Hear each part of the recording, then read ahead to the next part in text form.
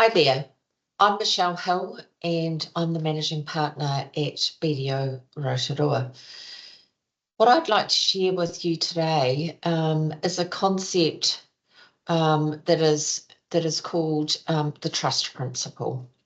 I have found this particularly useful in a lot of the dealings that I've had with clients and also with the team, and understanding why sometimes you have a feeling where you cannot trust someone, or maybe you're wondering, as I have found with clients, that are saying, why don't my managers trust me, or why don't they involve me?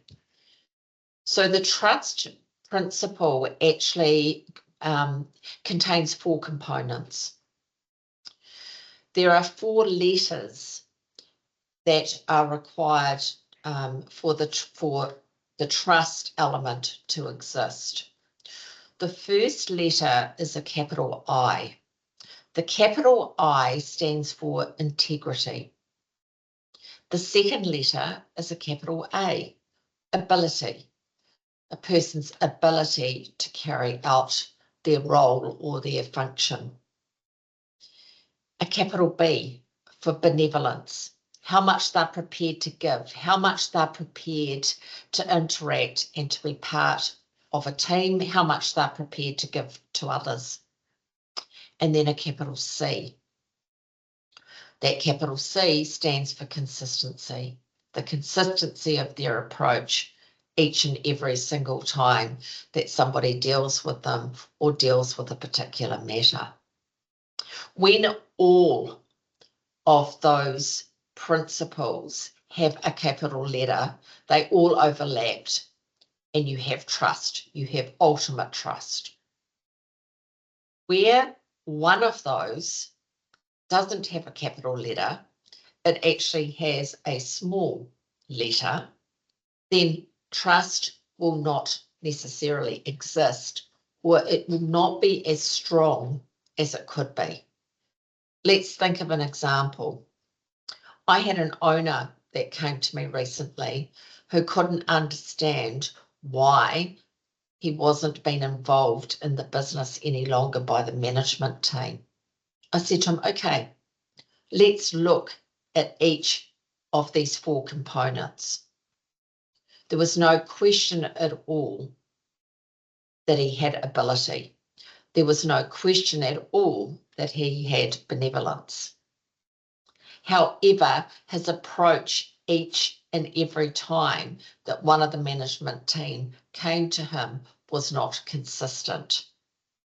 Therefore, he had a small letter C.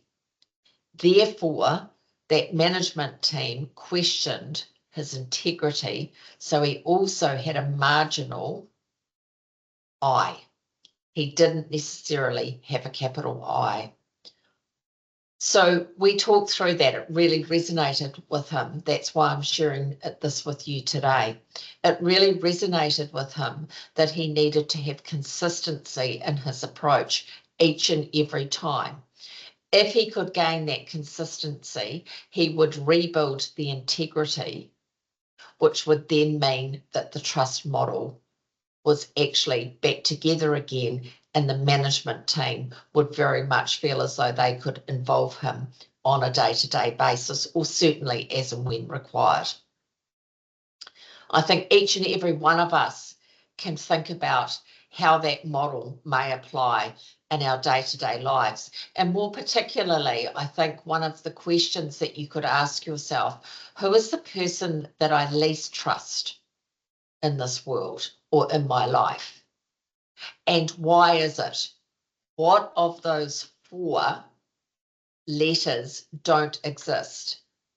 For me, when I thought about it for the very first time that I had this principle introduced to me, the person failed actually on all 4 counts. They didn't have capital letters for any, so clearly there was no trust at all. However, when you're trying to figure out maybe how it is that you don't necessarily trust that person, or how somebody could learn to trust somebody more, what needs to be in place for that to occur, it's really easy to find out when you use that model. Have fun using it, help it to build a thriving team around you, and certainly share it with your team so that they can make sure that their approach is based around those principles. I think you'll find it worthwhile. I'm finding this model really worthwhile when I'm working with clients on a one-on-one basis in my coaching that I do for so many clients, helping them to achieve the goals that they want to achieve in their businesses. If you feel as though I can help you, or you'd like to indeed talk this principle or any other principles through with me, please give me a call on 07 3479 087, and that's at BDO Rotorua. Have a good day, and I hope that you get some benefit out of using that principle in your everyday life. Goodbye for now.